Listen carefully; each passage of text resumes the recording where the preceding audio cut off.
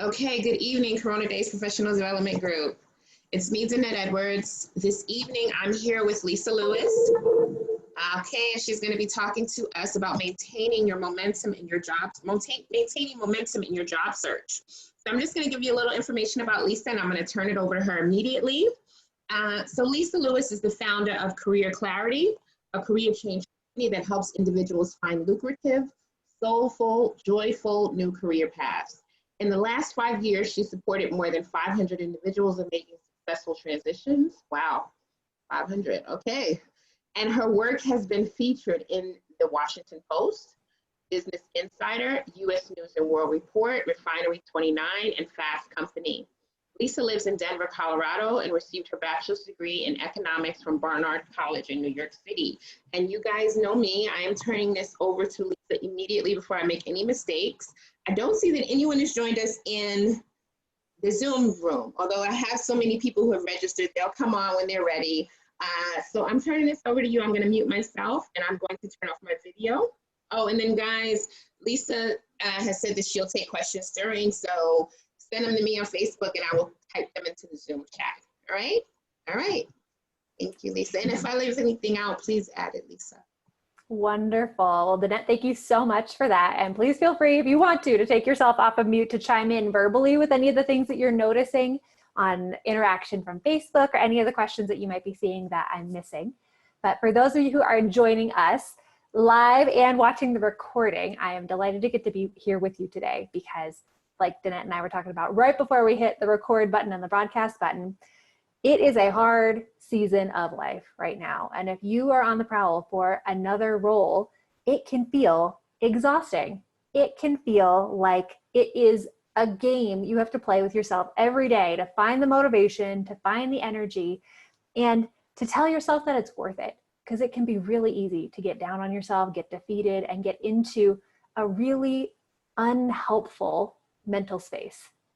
So what we're talking about today is maintaining your momentum and your focus to make sure that you can get across the finish line and land the job that you want. So I'm going to go ahead and share my screen. And so, Danette, if you would be so kind as to let me know, either in the chat box or by taking yourself off mute, if my sort of Merlot color, purpley black slides are showing up beautifully on your end.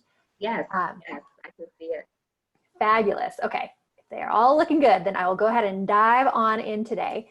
And for any of you who are joining us live on Facebook or otherwise, please don't hesitate to say hello and let us know where you're joining from.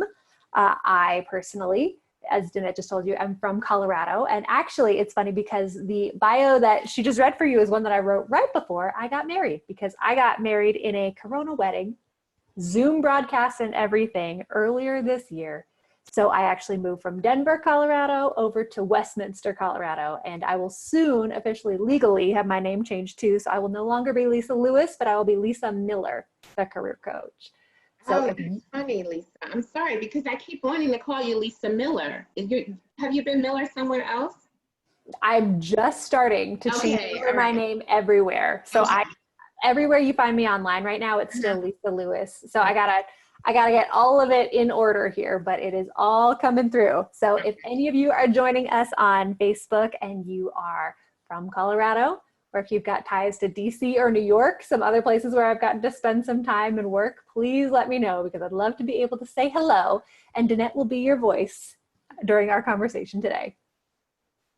But as you were saying hello in the chat box, let me talk about a real and undeniable fact, and then talk about what our learning objectives for today are.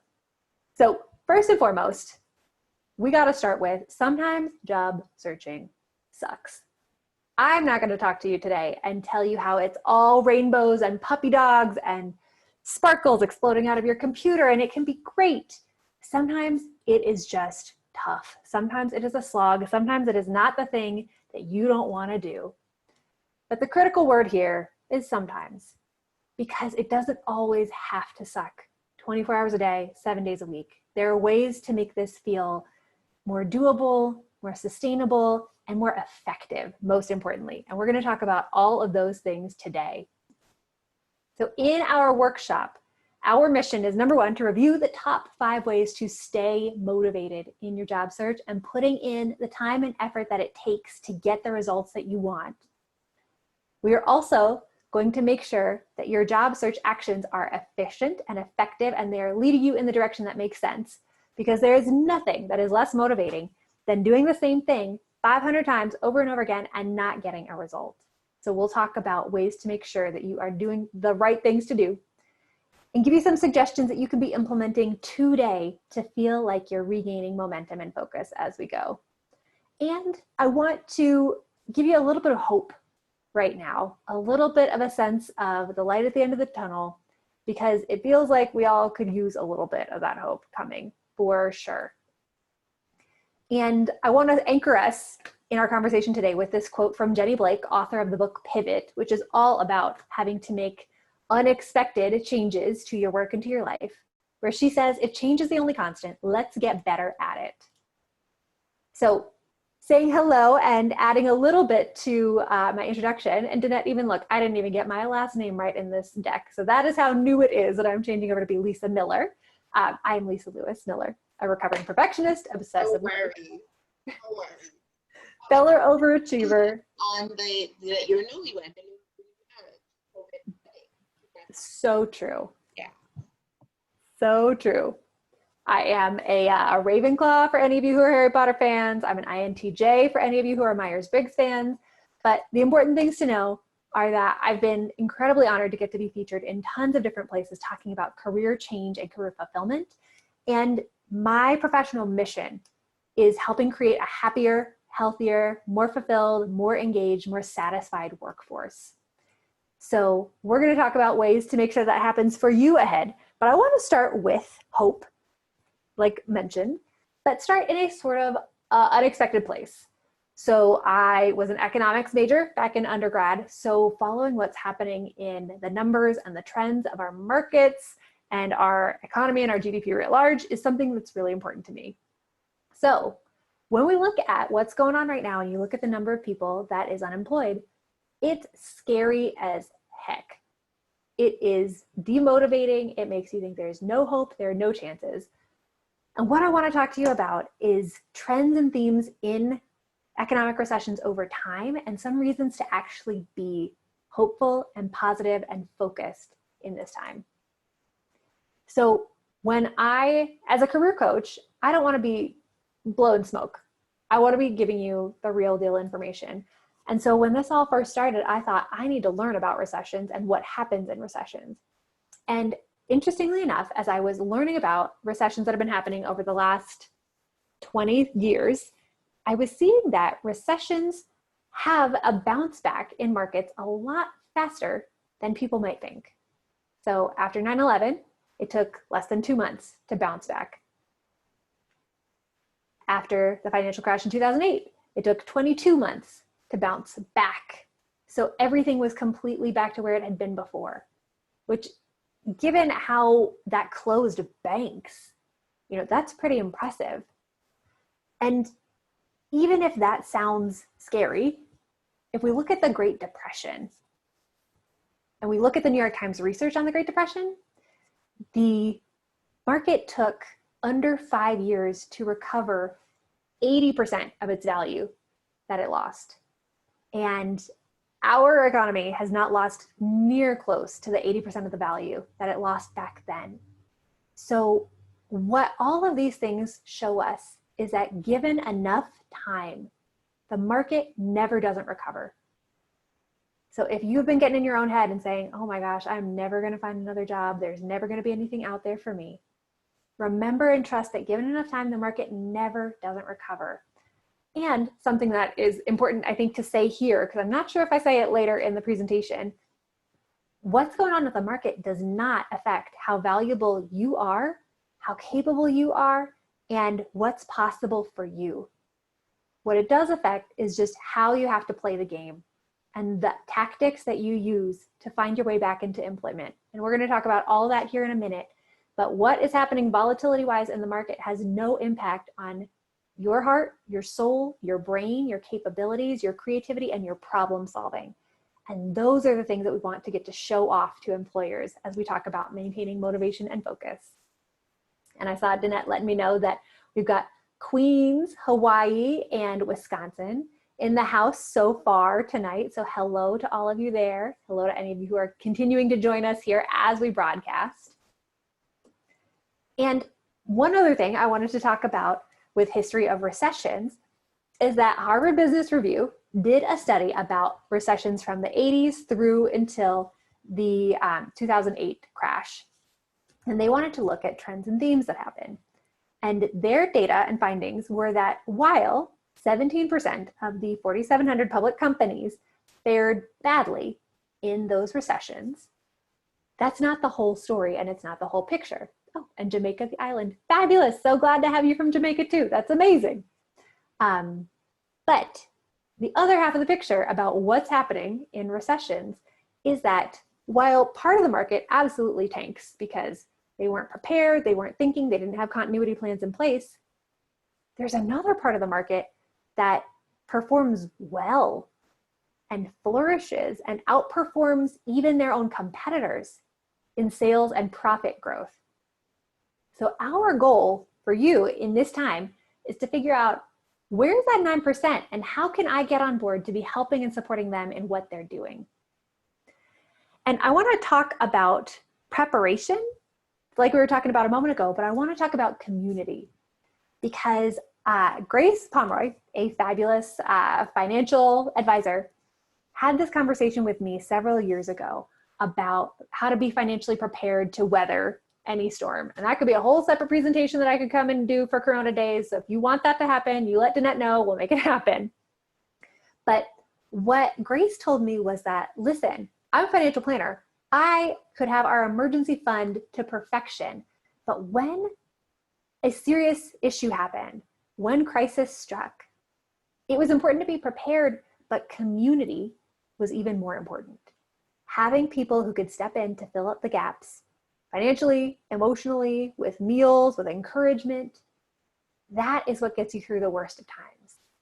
So the fact that you are here, the fact that you are leaning into the Corona Days community, the fact that you are learning from Danette's wisdom, the fact that you are interacting with one another, asking for help and support, looking for networking connections, that is what is going to help you land on your feet through all this. So you are already taking a fabulous step, and it is so good you are here tonight. Now, I promised you 5 momentum makers to talk about keeping your momentum and focus and taking that hopefulness about finding that 9% of companies and translating it into your behavior. So momentum maker number 1 that we are diving into is remembering why you are job searching. And you might be looking at this and saying, well, duh, Lisa, I know why I'm job searching. It's because I need a job. But there's a little bit of nuance here that I want to tease out because it's incredibly important. When we were talking about mere moments ago that this is a very competitive job market and you got to up your game and approach the game differently in order to get opportunities to interview and get offers and secure roles, one of the biggest difference makers is your energy and your attitude and the vibe that somebody gets from you. Because thoughts and feelings that create and fuel our motivation are incredibly important in a time like this, especially when there's a huge temptation to just slide into a depressive funk and never get out of bed and never get out of your pajamas and stop taking showers. And so what you need is something that feels worth running towards. Not just a sense of I'm running away from my current situation, but I'm running towards something that feels positive and hopeful and motivational and exciting.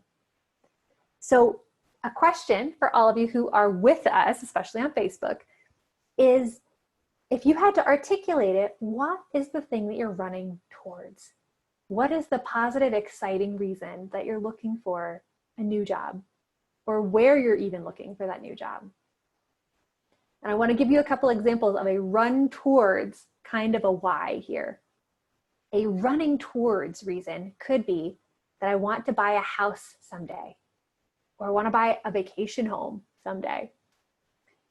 Maybe you're running towards why is because you've always wanted to go to Maui and that when you secure a fabulous job that pays you well, that you're going to be able to start putting money away, to have a vacation fund again, and to be able to go there once stay-at-home orders are lifted and things are safe. You're running towards why could be because you have a secret dream that you want to go out on your own entrepreneurially, and that this job will be a fabulous platform for you to save up the cash, the liquid capital, to start your own business one day. And you're running towards why could legitimately just be because you love the work that you do or that you did and that you want to do again.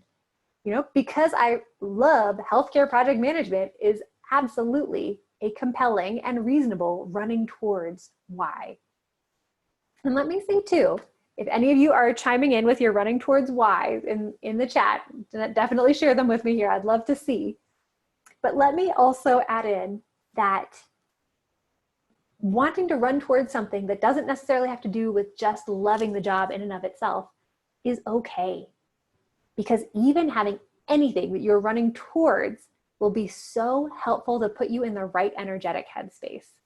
Because if you feel hungry to buy that house, to start that business, to go on that vacation to Maui, and you decide that you're going to go all in to see how you can make that happen, the energy that you bring to your cover letters, to approaching your searching, to the conversations that you'll be having will be coming from a more light, positive, hopeful place. And, you know, these are tough times. And there are a lot of people who are feeling scared and vulnerable and angry, sad, and hopeless. But if you bring that energy into a conversation with an employer about who you are and the value that you bring to the table, they're not going to be able to see all your gifts.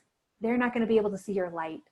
So you've got to bring your light to the conversations to make it easy for them to see why you are absolutely hireable material for them.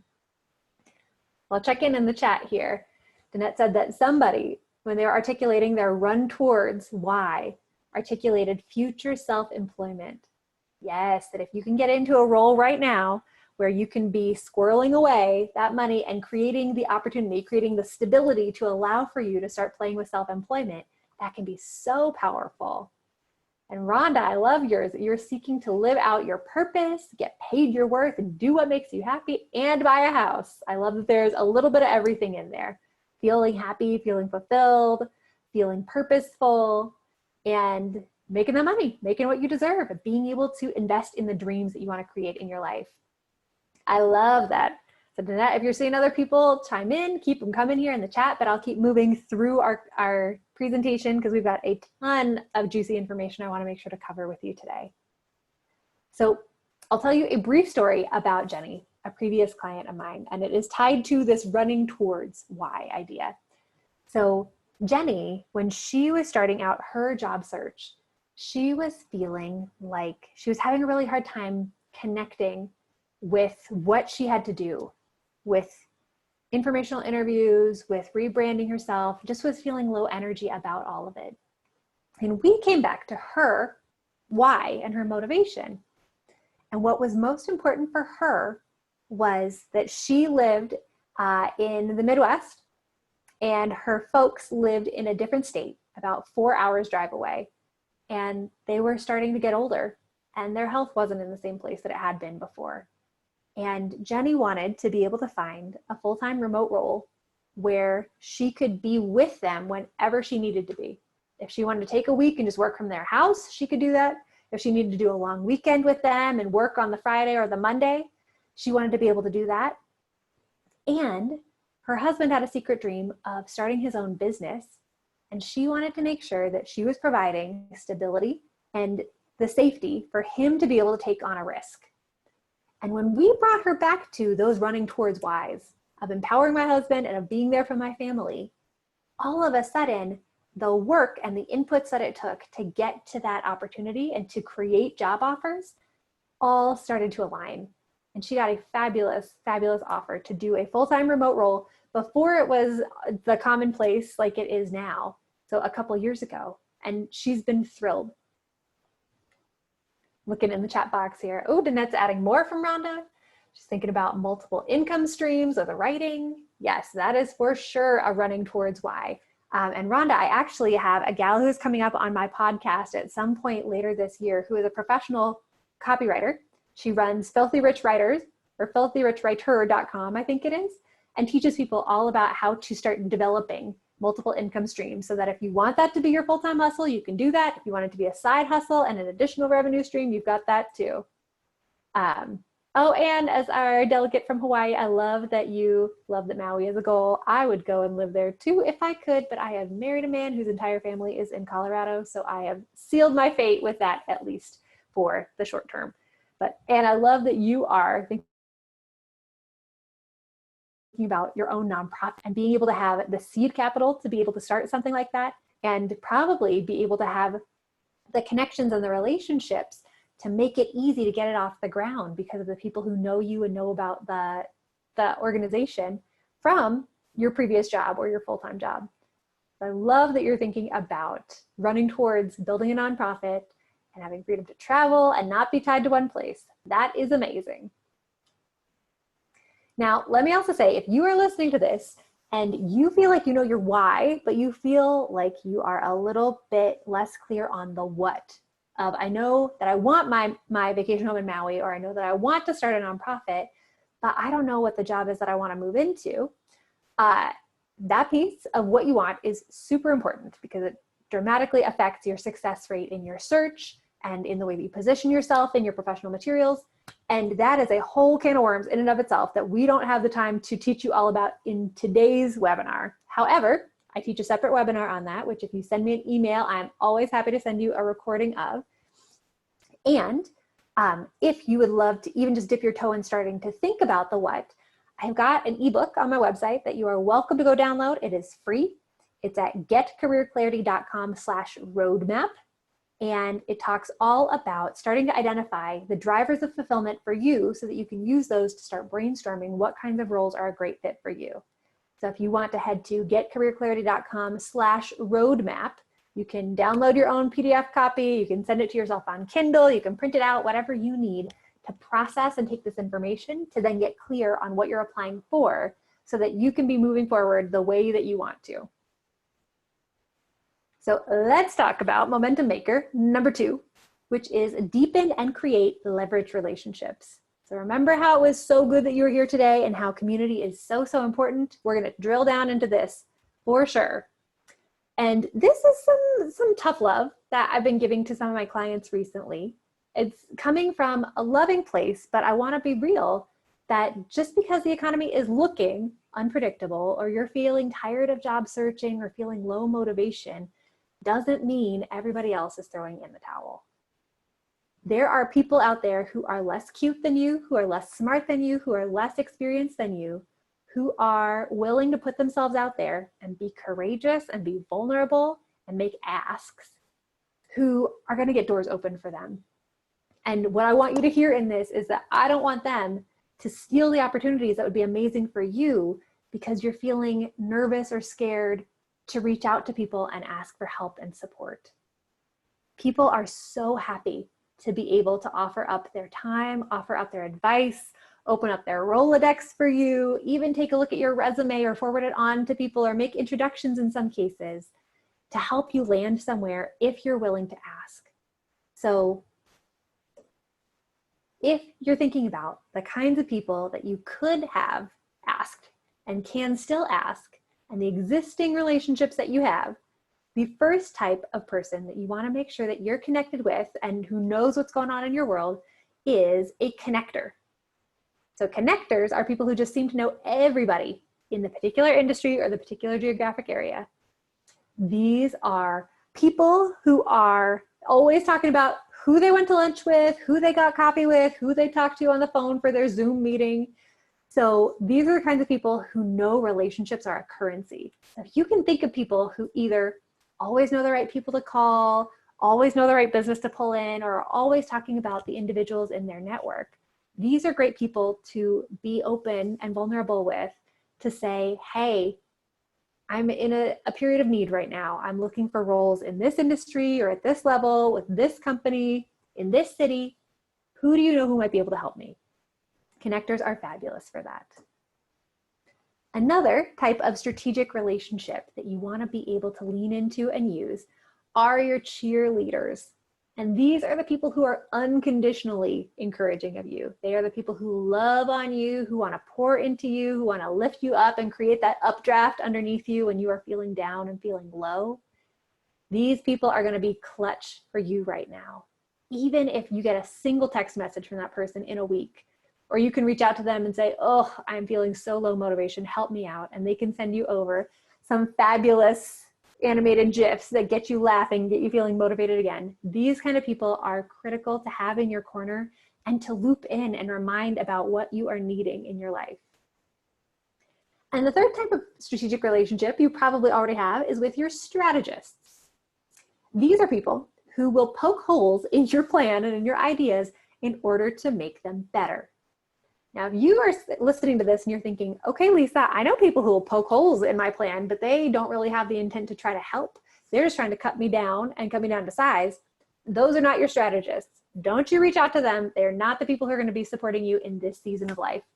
And frankly, if you have cheerleaders in your life who are not unconditionally encouraging of you, the people who want to judge your plan and who are only encouraging you when you do exactly what they told you to do, exactly the way they wanted it to, those people you do not have time for in your life. You need the people who are going to pour into you and love on you and encourage you and who are going to help you, who are going to offer up different perspectives and different ways to think about things to move things forward.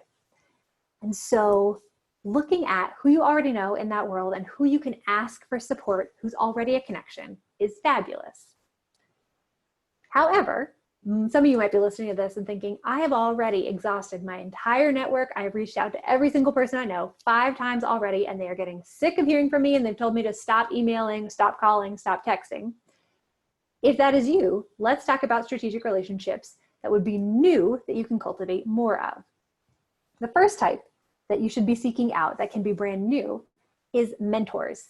These are people who take an interest in your growth and development, who are 2 or 3 rungs above you on whatever ladder you want to be on, and will share advice and relationships with you. This is a fabulous tactic that my previous client, Linnea, was able to execute on. So she was in the Chicago area and wanting to make a move from being in this sort of marketing and project management world into the world of creative strategy and helping organizations at the big picture level with their campaigns, with their outreach, with their branding. And she was just not having any traction. Nobody was taking her seriously with her marketing project management background. They didn't see her strategic capabilities.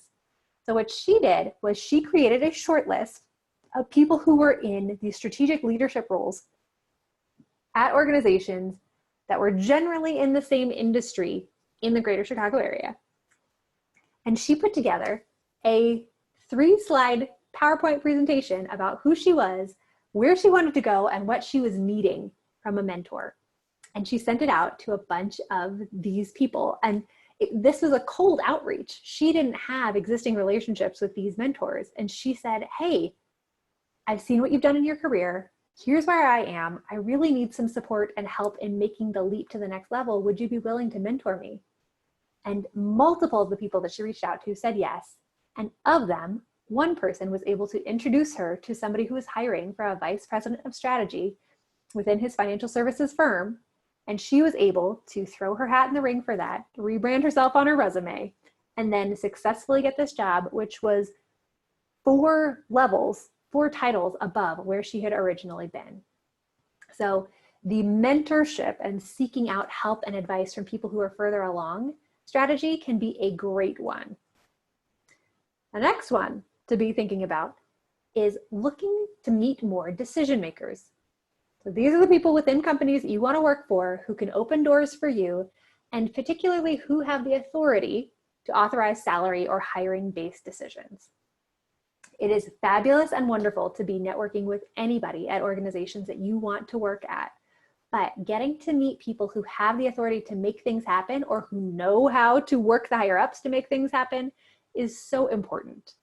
Because when you have a conversation with somebody about how you can help them, how you can solve their organization's problems, the ways that you could support them, how your background uniquely aligns with what they need, and it's in an informational capacity, you want them to be able to move forward and do something with that, not let it just wither and die on the vine.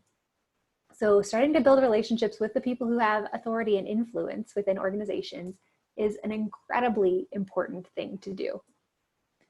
And then the third type of person to get more of in your life is the strategists. And again, this is people who will poke holes in your plan and your ideas in order to make them better. So if you say, I want to get hired at this company and here's my plan for that, what am I missing? This is the kind of person who can say to you, oh, have you thought about this? Have you talked to this person? Have you thought about this kind of a networking group? Have you posted in the Corona Daze group to ask people if they know anybody who's there yet? These kinds of people, especially if you don't know them as well yet, can be critically valuable because they can give you a new and different perspective that freshens up your way of thinking and allows for you to stretch in your creativity. And one question that I'm often asked when it comes to rewarming a network or building a brand new network is, well, I had my initial informational conversation, we set it up, it was great, but then I didn't know where to go afterwards. And if this has been you, a piece of advice that I have for you is thinking about the strategy of what I like to call extending the evening. So imagine back to when you were going on dates in your life. Maybe that's right now, maybe that was a million years ago.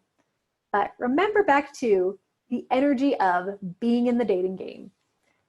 If you met somebody, let's say you met them for a morning coffee or tea or smoothie, and you met them for a date, let's say at 10 a.m. or 11 a.m., and you had a good conversation, you wouldn't just say, well, we've been here for approximately 1 hour. This concludes our date.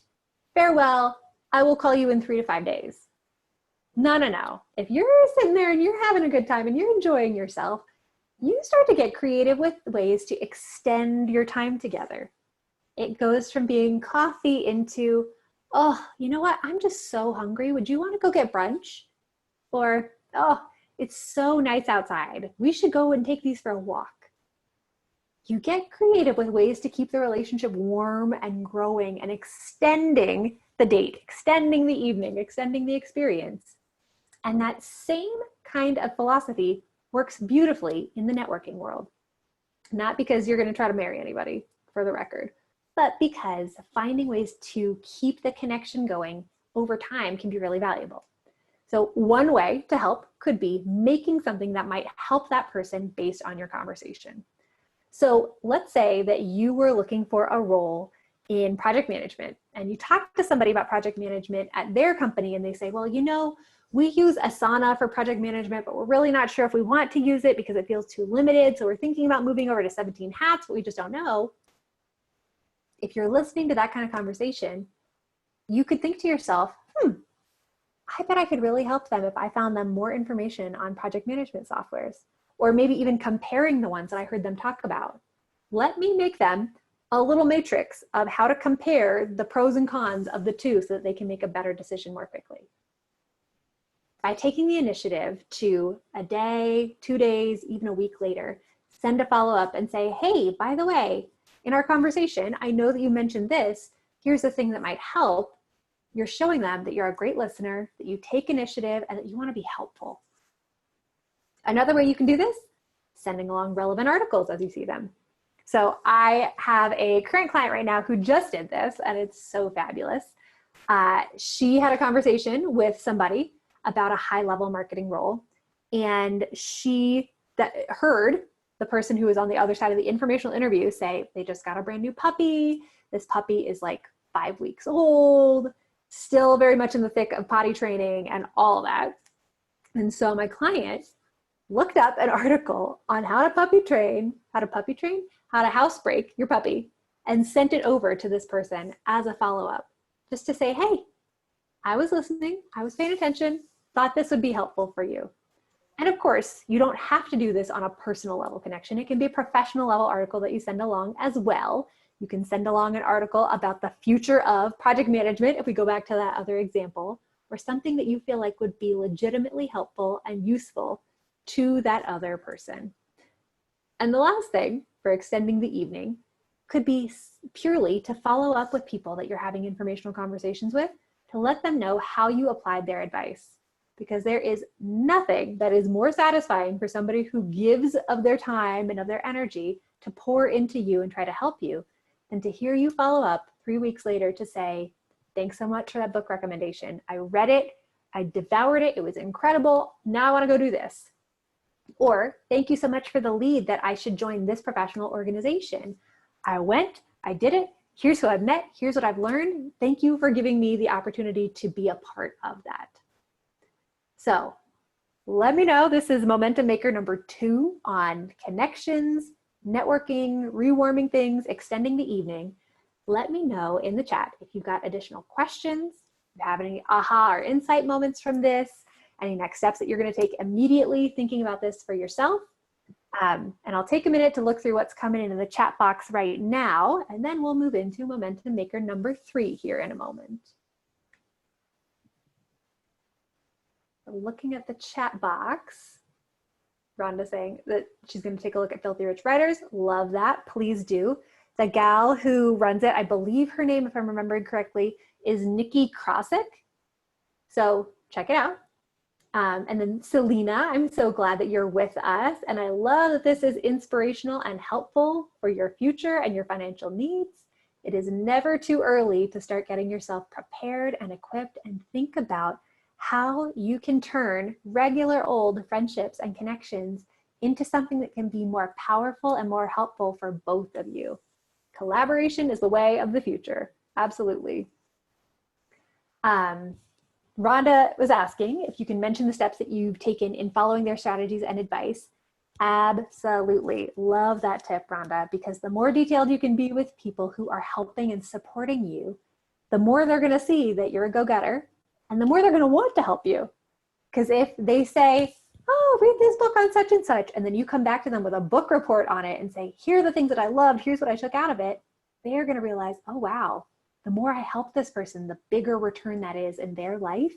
And the better that makes me feel that I'm supporting somebody in getting back into employment.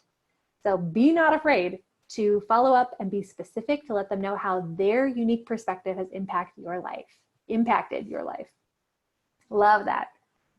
I'll move on here by ending us with the mantra, be proactive no matter what, and it will serve you well, to move into Meaning Maker number 3. But just to anchor a concept that we were talking about earlier, if you're concerned about losing your job or you're concerned about being unemployed forever, think about yourself 1 month, 3 months, 6 months into the future and ground yourself with the question, what will the future you wish you had done right now? Because reaching out to that one person, saying hello to somebody who you haven't talked to in a while, spending the extra 5 minutes working on something right now will set your future self up for being so much happier, so much more secure, so much more safe. And it's a great way to think about really taking care of the future and setting yourself up for success. So let's talk about Meaning Maker number 3, which is become a provably super qualified candidate, and provable being the operative word here. So in highly competitive job markets like the one that we're in right now, you want to be able to make sure that you're differentiating yourself. And differentiating yourself does not necessarily mean that you have taken every LinkedIn learning class under the sun and that you have 30 different qualifications and certifications on your resume. It means picking out the specific ones that prove that you have the exact skills and capabilities that somebody needs to do the job that you really want to do. So provable and making sure you're qualified for what you want to do are the 2 operative words here. So if you are in a position where you find yourself with a skill gap, so for example, this can happen a lot with folks if your industry disappeared overnight. If you worked in events, if you worked in travel, you worked in a lot of hospitality, this is probably you, so make sure that you're taking some notes. If you need to become a provably super qualified candidate in a new arena, the first thing to think about is learning some new hard skills. So if you want to move, say, from the travel and hospitality world into the world of, let's say, advertising, you may not have a ton of advertising credentials in your previous work experience. But to get those, you can take a class. There are a lot of free or very low cost classes that you can take on platforms like LinkedIn Learning, edX, Coursera, Skillshare, Udemy, all these fabulous places to help you skill up, upskill as they've been saying these days. Let's say that you were working in events and you actually have decided that you want to be a software engineer. You can find a way to start taking a coding class or teaching yourself how to code, or start building a GitHub account so that you can show off that you can do all this new engineering work, even though your resume otherwise wouldn't necessarily show it. If any of you are podcast listeners, on my podcast earlier this week, I had a guy on named David who made the switch from working in finance to being a software engineer. And he talks about how he did it and the coding school that he went to learn the hard skills and how he made the transition. And it could be really inspirational for just showing you that this is doable, it's possible. Even big, wide switches in career paths are available to you. But let's talk about some other ways you can increase your provable skills and experience. So another one to think about is creating some subject matter expertise that is tangible. A lot of times we can think about this as creating thought leadership. Because even if you don't want to be a thought leader per se, putting some position papers out there and some points of view and some beliefs out there can be so helpful. So think about whatever modality feels good and right for you. You don't have to do everything, but do the thing that feels most natural for you on developing some kind of content that somebody could look at and understand more about you and what you bring to the table. So if you like to write, this could be writing blog posts, writing on Medium, writing LinkedIn articles, even just reposting industry articles and adding your own little commentary can make a difference. If you are an audio person, or you love verbally processing, or you're a podcast person, you could start your own podcast. It doesn't have to be a thing that goes on for years and years. You could do a capsule podcast where you do 5 audio recordings of yourself or 5 interviews with other leaders in the industry, which, by the way, is a fabulous way to increase your networking and your connections.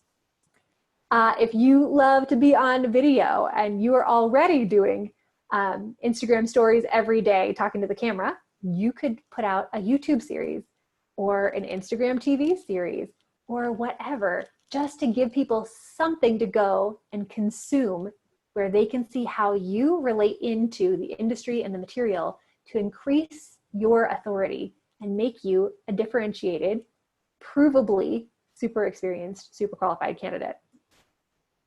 One last thing to think about is developing work samples. So oftentimes people will call this doing work pro bono or doing work on spec. But this is things like if you want to go and be the operations manager for an organization, do an initial operations audit. Use information to show them how you might do the job if you were already there so they can get a sense for who you are and what you're all about. If you want to be doing policy research or competitor research or market research, go ahead and do the research and write the position paper, write the market positioning SWOT analysis. If you want to be an educator, write the sample lesson plan. Show people that you are walking your talk so that they can take you seriously and show how you're different from all the other people who might be applying for a similar kind of role. I'll pause here again for a second so that if we've got any questions coming in from Facebook or otherwise, we can catch up with those. If you have any ideas for other ways, of learning hard skills, creating thought leadership, or developing actual work samples that you want to share for the good of everybody else who is watching and listening, please do that too. Danette will get it to me through the chat box like the angel that she is. Lisa, can you hear me? I can. Okay, I do have, someone asked, so you said Medium, LinkedIn, you mentioned something else. Do you remember what that was? For writers? And you said blog post, you said Medium. I don't remember the other. Okay, we'll catch it on a capsule podcast. I've never even heard of that. I love it. Someone says. Yeah. Okay. Oh, amazing. We'll catch it on the replay. It's all right. Well, actually, it just came to me. The other thing that I said was that you could even post on your LinkedIn, because in LinkedIn, you can write articles somewhere where they can be long form. People can come and comment and like them separately and link to them from posts. Mm-hmm. But you could also, in your social media stream, be it LinkedIn, Twitter, wherever, you can post links to other people's writing and just add your own couple of paragraphs of commentary. Yeah. Okay. It can be that simple to prove subject matter expertise and establish yourself as somebody who is a budding authority in the field. Let me know if that addressed the question. I think that, yes, that did. I don't have any more questions. I just have likes and loves and excellence. So. Good. Well, my mission is to be as stinking useful and helpful to people as humanly possible. So if you have any more questions coming in about how you apply or execute on any of this, you let me know. I want to share a couple last questions to be thinking about as a candidate to make sure that you can differentiate yourself.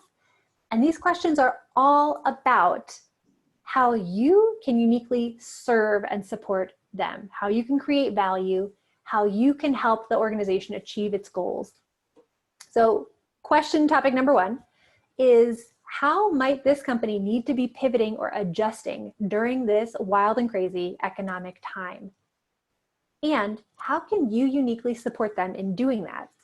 So for example, maybe your background is in customer support and customer service, and typically you've been working in in-person facilities where you've been doing a lot of phone-based support.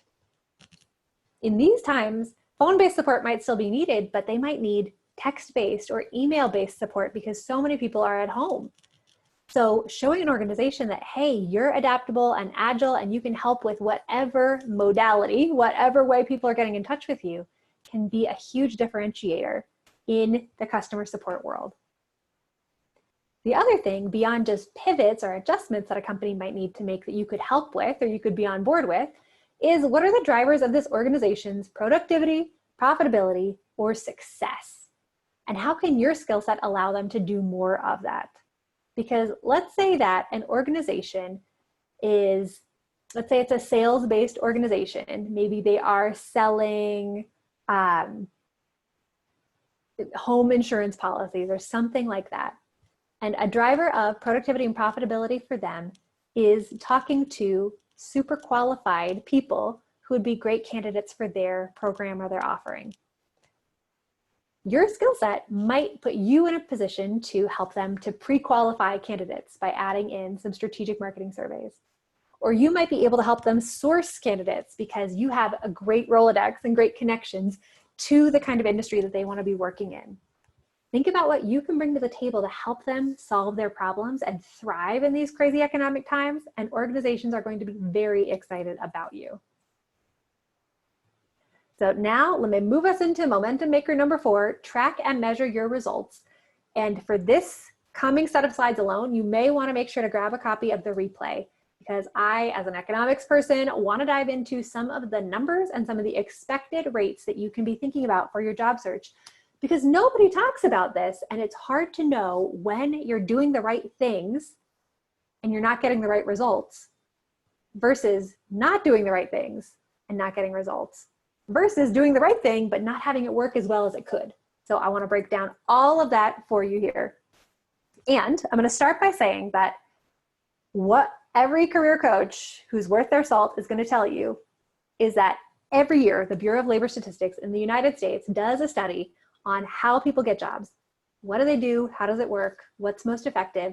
And every single year, the Bureau of Labor Statistics says that 70% or more of the jobs that people are landing are coming from relationships.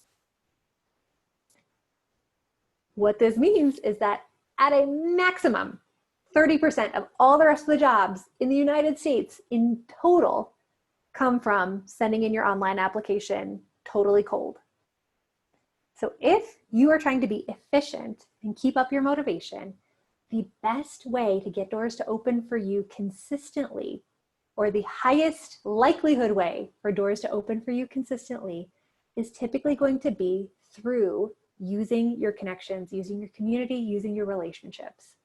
So I'm going to walk you through two different scenarios here. Scenario A is getting warm introductions to people and using a relationship to get in the door somewhere.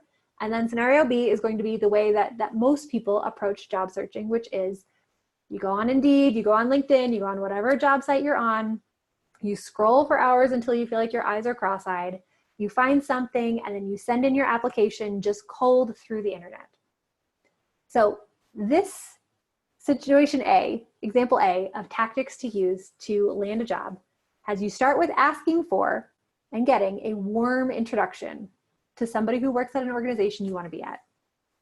Then you have your initial informational interview with that person, and you suss out if you even like the organization, you like their mission, and you actually do want to work there, or find out if it's a dumpster fire and you do not want to be associated with it because it is going down.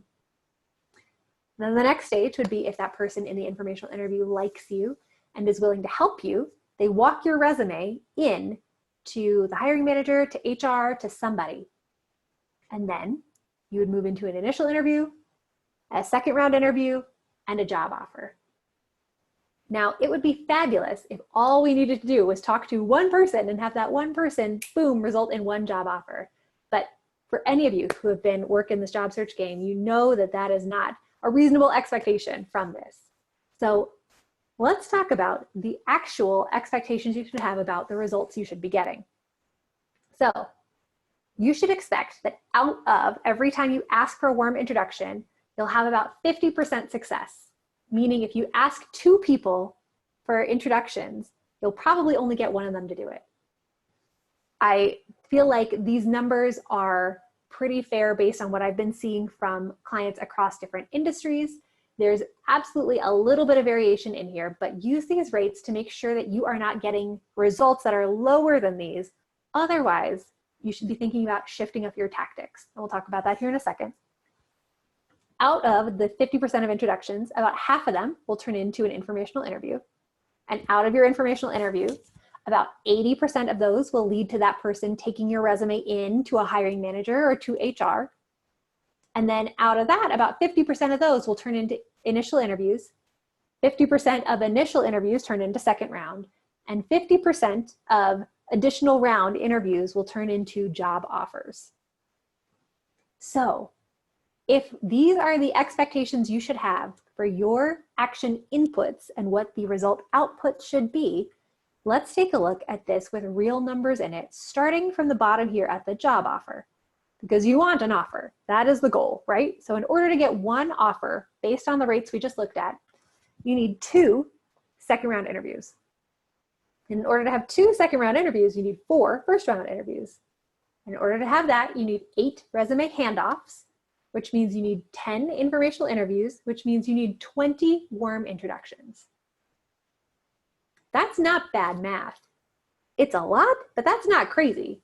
I bet everybody who is listening to this knows 20 people that they could reach out to and say, hey, will you make an introduction to me, for me, to so-and-so? Right? Everybody knows at least 20 people. But let's look at the other tactics, the tactics that most people use when it comes to job search. It is the find a job online that looks good enough, that looks close enough, that seems like you could do it.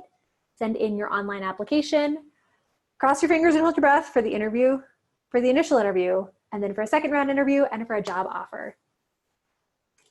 Here is where and why this is less efficient and can oftentimes cause your motivational slumps. If you find a job online and it is an incredible fit for you and who you are, and you have tailored your resume to perfection to get through the applicant tracking systems, to show off all the relevant experience that you have, and to make it clear why you would be a fabulous fit, you can expect about a 10% success rate. So 1 out of every 10 really strong fit roles, you can expect to move to the interview stage for. Otherwise, if you are sending in applications where you're not tailoring your resume, or where you are sending out a bunch in a single day, or you found a job that's an okay fit, not great, and you kind of tried to maneuver yourself into looking like you would be a good fit for that, you can be expecting more like a 3% response rate, if that, for those kind of cold and less great fit online applications. For the sake of our example here, I'm leaving the rest of these numbers totally the same. There's 50% chance of getting a first round interview, 50% chance of moving on to an additional level, and then a 50% chance of getting a job.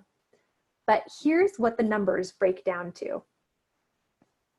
If you want one job offer again, which means 2 second round interviews, which means 4 first round interviews, in order to generate that, you have to either have 40 applications that are tailored to perfection to get you to 4 first round interviews. Or you have to do at least 133 applications of things that are not quite tailored to perfection and aren't quite ideal fits. And as you guys all know, you don't need me to tell you this, that is exhausting and awful and totally demotivating. So if the option is either do your networking and do your research and find your 20 people to send those informational interview requests to, or at a minimum, find 40 fabulous fit roles, spend all the time and effort to customize your resume, write a perfect cover letter, do all the things, spell check, double check everything to get to the same result, one of them tends to be a little bit more time and energy efficient. And now before anybody throws this into the chat box, because I know it's coming, you miss 100% of the shots that you don't take, right? Wayne Gretzky's quote, totally right, that if you don't apply online at all, you are not throwing your hat in the ring to be considered. But what I'm encouraging you to do by starting with the relationship is that even if you see a fabulous role at a company that you'd love to work at online, if you talk to somebody who works at that organization first, 2 potential things will happen. Thing number 1 is that they will tell you the insider dirt about the role, about the team, and about what they're actually looking for so that you can incorporate that into your resume and cover letter and look like you are reading the hiring manager's mind because you got some secret insider intel. Or thing number 2 that will happen is they'll give you all that great intel and they'll say, you know what? This company typically has referral bonuses if employees here put employees forth to be hired and interviewed and brought into the team. I would love to walk your resume in. Because there are some companies, and the better well-known the company is, the more likely it is that they do this, that will not even look at external applications if they don't come with a referral. It is frustrating and it's sad, but the better known and the sexier the brand is, the more likely it is that they have gotten a huge number of applications, into the thousands, when they're only trying to fill one role. And you know, a poor sweet HR screener cannot sit there all day long and read applications sun up to sundown for a month on end.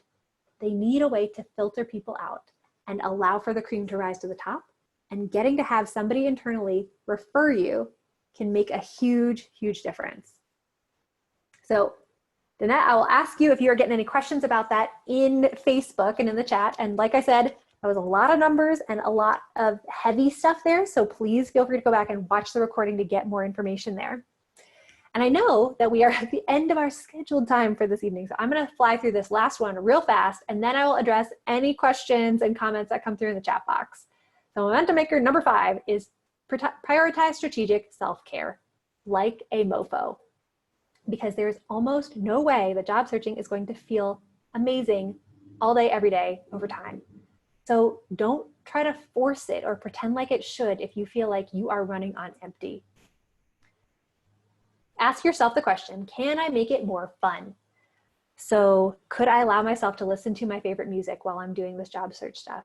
Can I give myself a treat that I get to go to Starbucks and get the smallest size of my favorite Frappuccino or my favorite frou-frou drink, whatever it is, to make it feel worthwhile and exciting to do the work that I need to do to be seen and to get interviews and get hired? You can also ask yourself, can I make my effort more efficient or time-bound?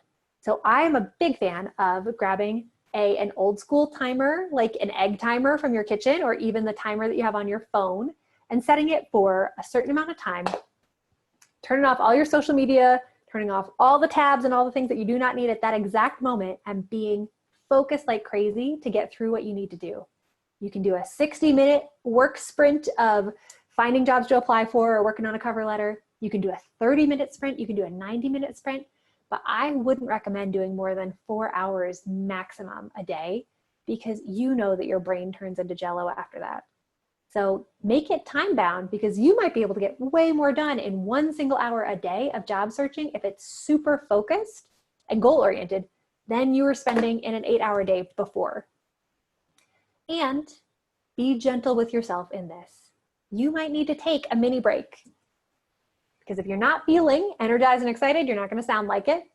And then that will mean that all the effort and the time and the energy that you're putting into your job search is going to be less productive and efficient, because your cover letters aren't going to be as strong. Or if you get to the first round interview, it's going to be harder to show up in your energy and excitement because you're feeling so drained. So it can be okay to give yourself a week or 2 off, or to only allow yourself to do job search work on, say, Monday, Tuesday, and Wednesday, and then Thursday and Friday are for relaxation and active recovery.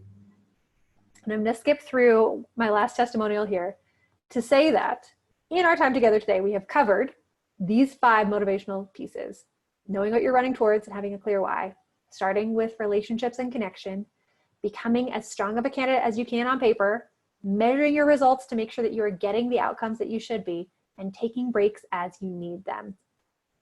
But I will say too, hang in there. And that if more information was the answer, then we would all be billionaires with perfect abs, right? I'm guessing you probably learned some things on our session today, but I'm guessing that for some of you, there was a lot of refresh. There was a lot of information that you're thinking, oh, I've heard that before. I've read that before. Somebody told me that once. And so I don't want to have this information die on the vine today.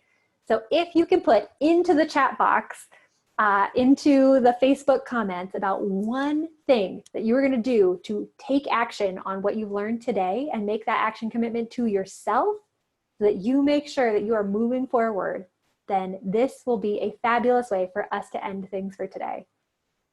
This is hard. You don't have to do it alone. So getting support from Corona Daze, from Danette, from me, from anybody is super important.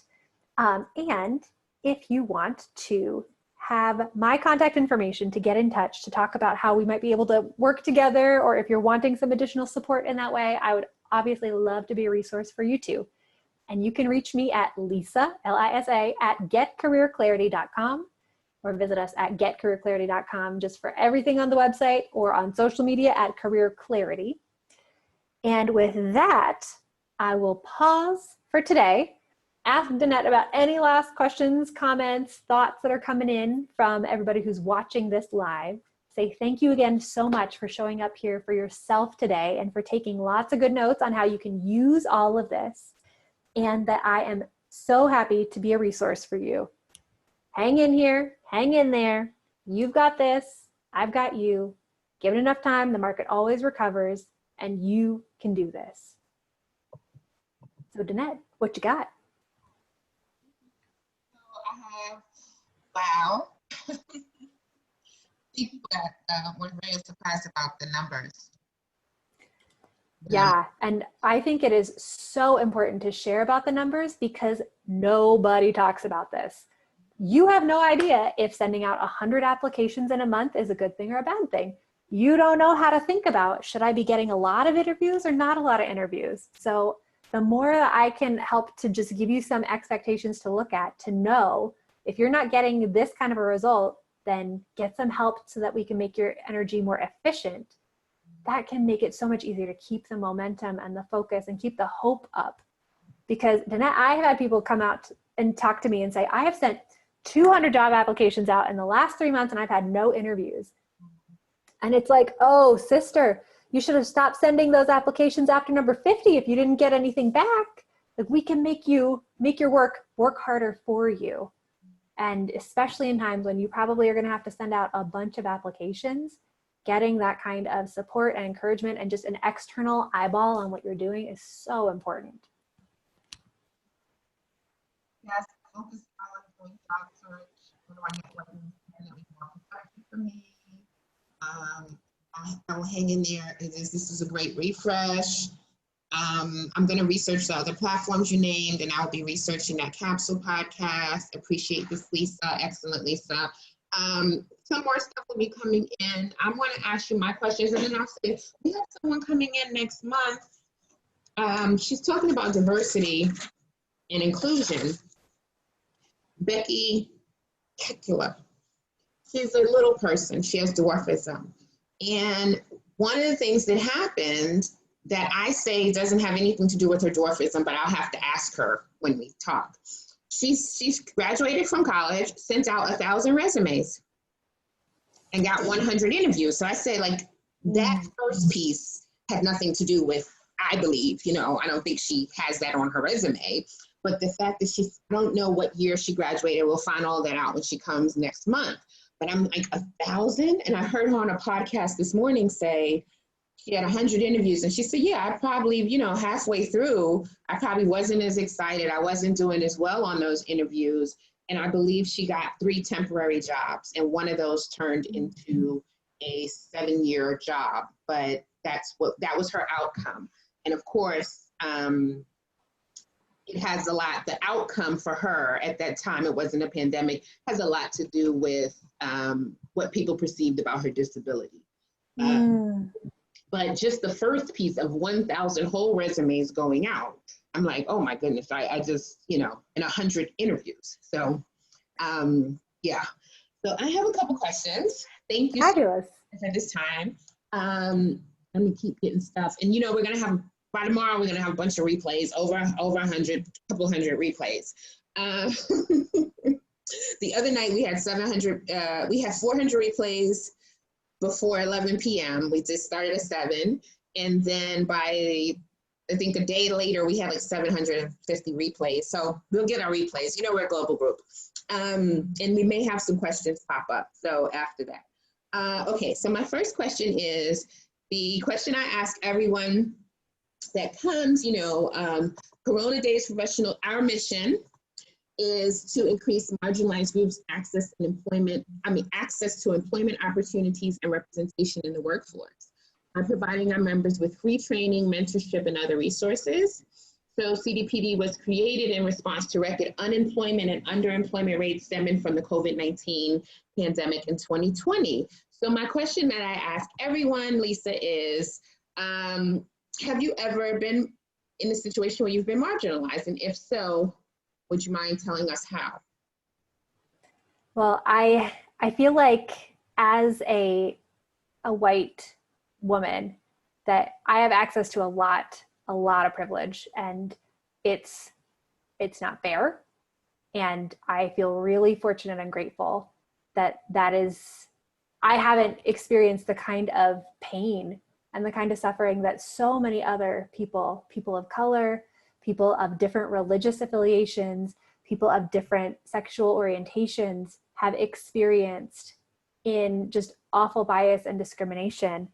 But even as a woman, I have experienced a sense of marginalization and not having my voice count in certain rooms and at certain tables. And one of the organizations that I worked for back when I used to work and live in Washington, D.C., was a communications consulting firm.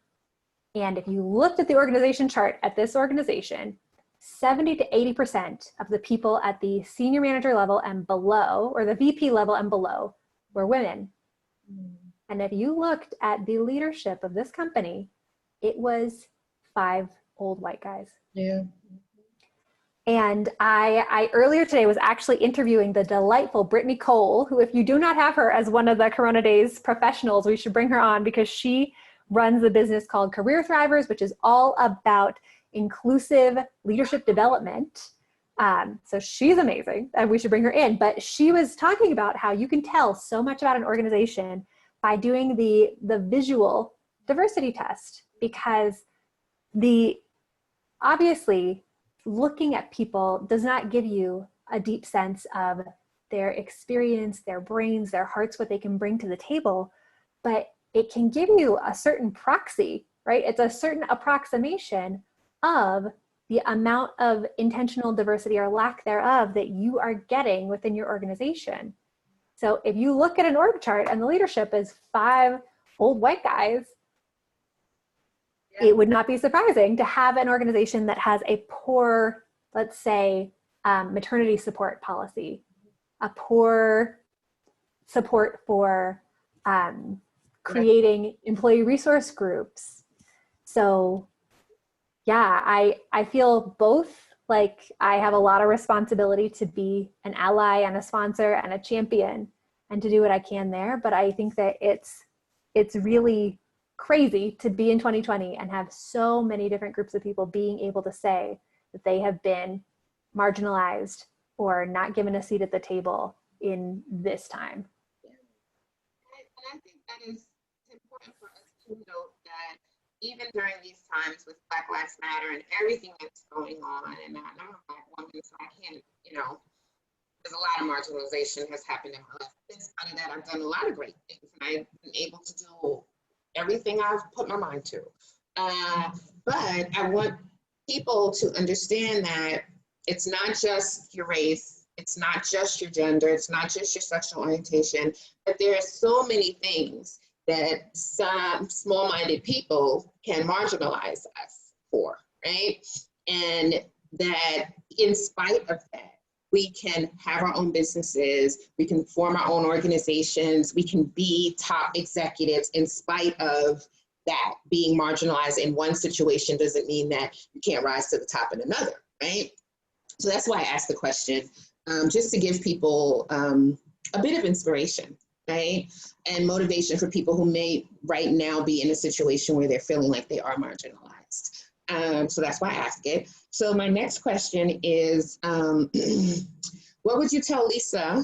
I don't know how old you are, Lisa, but what would you tell Lisa when she started her career journey? That something you didn't know then that you know now that you would want the younger you to know?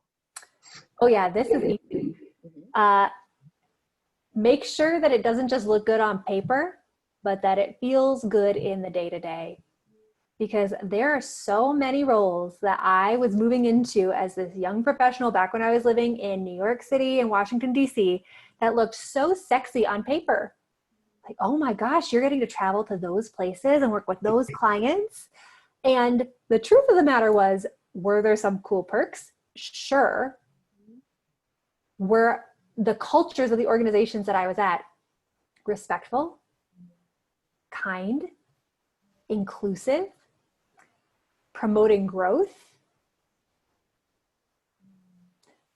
I can't say that with the same amount of certainty. And culture matters. The way people treat each other, the way that they treat their clients, the way that they treat themselves, respecting and honoring boundaries around work and balance, that stuff matters. And so no matter how glossy and fancy it looks on paper, if it doesn't look good and feel good when you pop the hood, it's not going to be worth it. I think that's great advice. I've been in similar situations, so I can, it looks very sexy on paper. Mm-hmm. Mm-hmm. Yeah. All right, and then our final one is, if there's one thing you want to leave us with today, what is that one thing? If it was just one thing. It could be something you said already that you want to reiterate, or something you didn't say. What would you want us to know? Yeah, the thing that I will reiterate is that even though this job market looks like, as my 2-year-old nephew would say, my 4-year-old nephew would say, he would say it is cuckoo bananas. Even though it looks cuckoo bananas, it does not affect your heart, your brain, your capability, and your creativity and your problem solving. You can do hard things. This is a competitive market, but that does not mean that you can't be creative and innovative and find ways to stand out, find ways to be more effective in what you're trying, find ways to differentiate yourself. So trust in yourself and your capabilities and don't give up. But there is no shame in your game if you want to get some help and some support and some cheerleading and some external advice and ideas and perspective to make it feel easier or to make it more efficient. Oh, I love it. I have to go to here because I know I'm going to miss some of them. This is wow, visual diversity test. That's right. Absolute. Appreciate this, Lisa.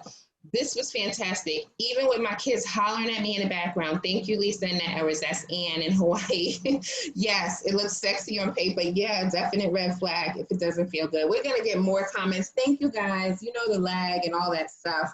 I really appreciate this, Lisa. You were one of my first that I tapped. So it's just like Melanie last week. I think you were like the second person I contacted when I started this group.